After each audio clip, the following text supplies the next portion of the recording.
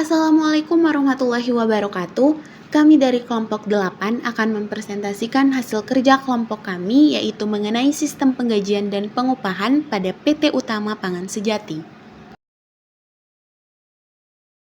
Saya Febrina Reza Kori dengan akhiran NIM 120 ingin menjelaskan tentang gambaran umum PT Utama Pangan Sejati Kue Gaya Baru Malang yang berada di Jalan Laksamana Marta Dinata nomor 83. Proses penggajian dan pengupahan pada perusahaan ini dilakukan dengan membayar upah dan gaji tanpa melalui bank atau transfer, melainkan dengan uang cash yang diberikan secara langsung.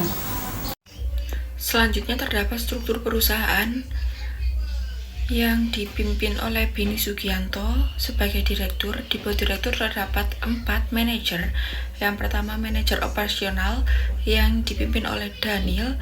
Di bawah manajer operasional terdapat 2 staf, yaitu staf online dan staf offline.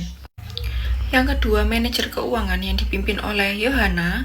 Di bawah manajer keuangan terdapat 3 staf. Yang pertama staf purchasing, yang kedua staf pembukuan, yang ketiga staf penggajian dan pengupahan.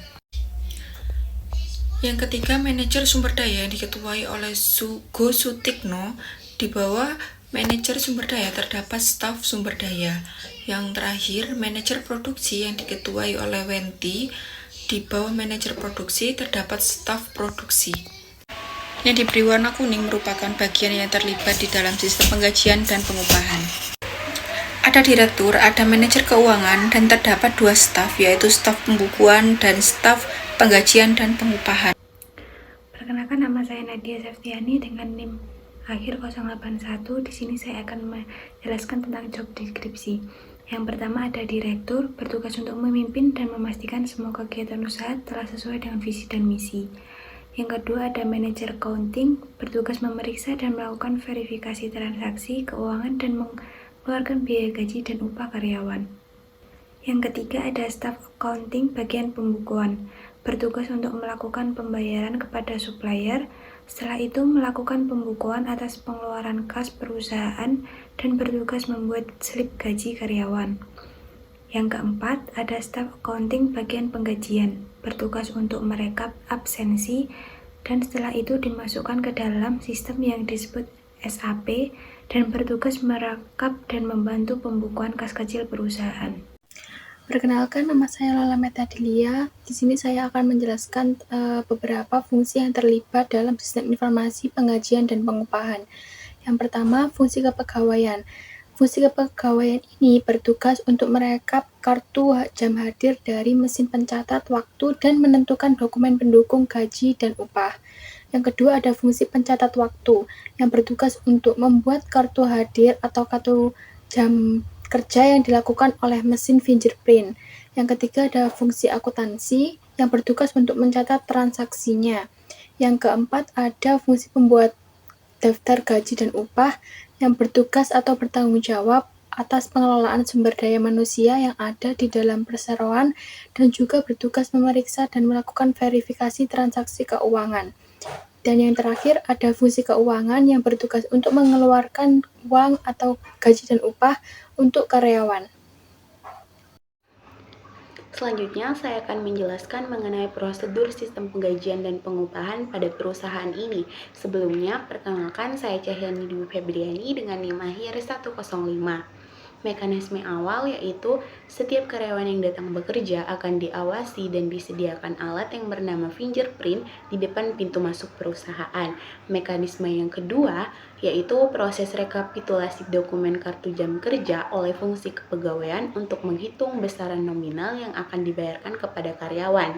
Kemudian mekanisme ketiga, dokumen rekapitulasi akan dikirim ke fungsi akuntansi untuk dilakukan otorisasi oleh fungsi personalia sehingga akan menghasilkan slip gaji. Kemudian mekanisme yang terakhir yaitu dokumen slip gaji akan diproses oleh fungsi akuntansi untuk menghasilkan bukti kas keluar yang akan dikirimkan ke fungsi keuangan untuk proses pencairan gaji dan upah. Dan kopi bukti kas keluar akan diarsipkan sementara oleh fungsi keuangan. Perkenalkan, nama saya Tria Sinta Erisma dengan NIM akhir 113. Sistem pengupahan dan penggajian memiliki flowchart yang sama. Pembedanya hanyalah pada pemberian upah dan gajinya. Pengupahan akan diberikan dalam tenggang waktu 1 minggu, sedangkan penggajian diberikan dalam tenggang waktu 1 bulan. Dalam sistem pengupahan dan penggajian, ini dilakukan oleh 4 fungsi. Fungsi pertama yaitu fungsi pencatat waktu yang dilakukan oleh fingerprint. Yang kedua, fungsi kepegawaian yang dilakukan oleh staf akunting bagian penggajian.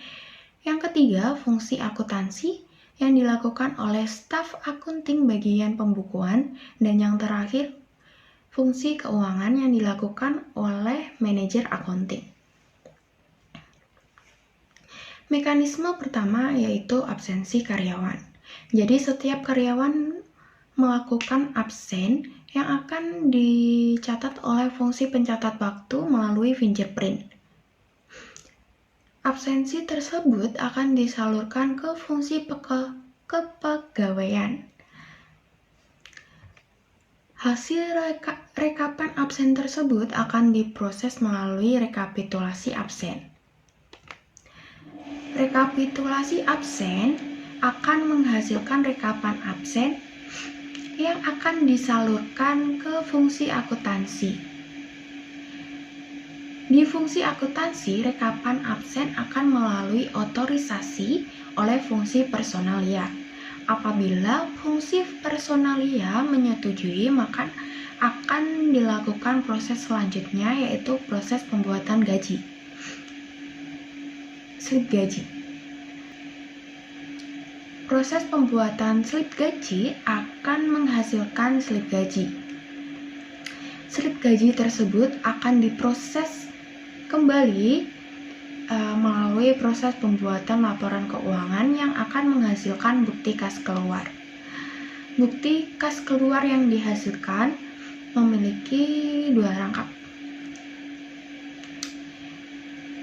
Untuk kopi bukti kas keluar akan disalurkan ke fungsi keuangan yang dilakukan oleh manajer akunting. Di fungsi keuangan tersebut, kopian bukti kas keluar akan digunakan untuk mencairkan dana yang digunakan untuk pengupahan dan penggajian. Bukti kas keluar yang asli akan diarsip permanen di fungsi akuntansi yang dilakukan oleh staf akunting bagian pembukuan. Sedangkan fungsi keuangan akan mengarsipkan sementara kopi bukti kas keluar. Oke, selanjutnya ini adalah bukti dokumen dari perusahaan ini. Yang pertama ada kartu jam hadir dan kartu jam kerja.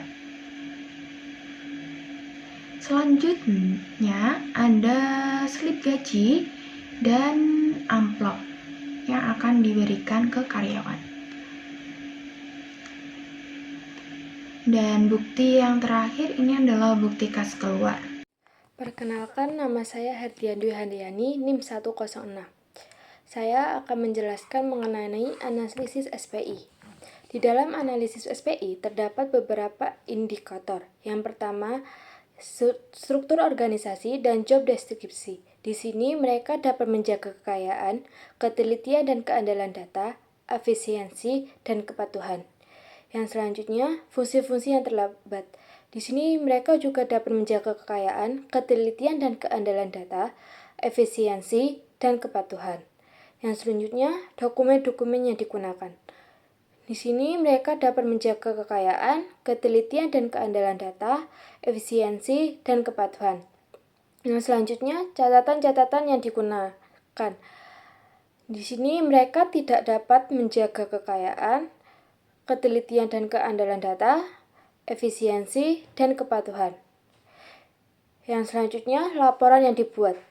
Di sini mereka dapat menjaga kekayaan, ketelitian dan keandalan data, efisiensi, dan kepatuhan. Yang terakhir, proses atau rincian kegiatan. Di sini mereka juga dapat menjaga kekayaan, ketelitian dan keandalan data, efisiensi, dan kepatuhan.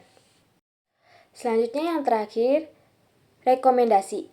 Perusahaan ini masih membayarkan gaji dan upah secara langsung tanpa perantara bank atau transfer. Sehingga kelompok kami merekomendasikan kepada perusahaan untuk memberikan opsi kepada karyawan, yaitu pembayaran secara langsung, yaitu cash, atau melalui perantara bank, yaitu transfer. Sekian presentasi dari kelompok kami, kurang lebihnya mohon maaf. Wassalamualaikum warahmatullahi wabarakatuh.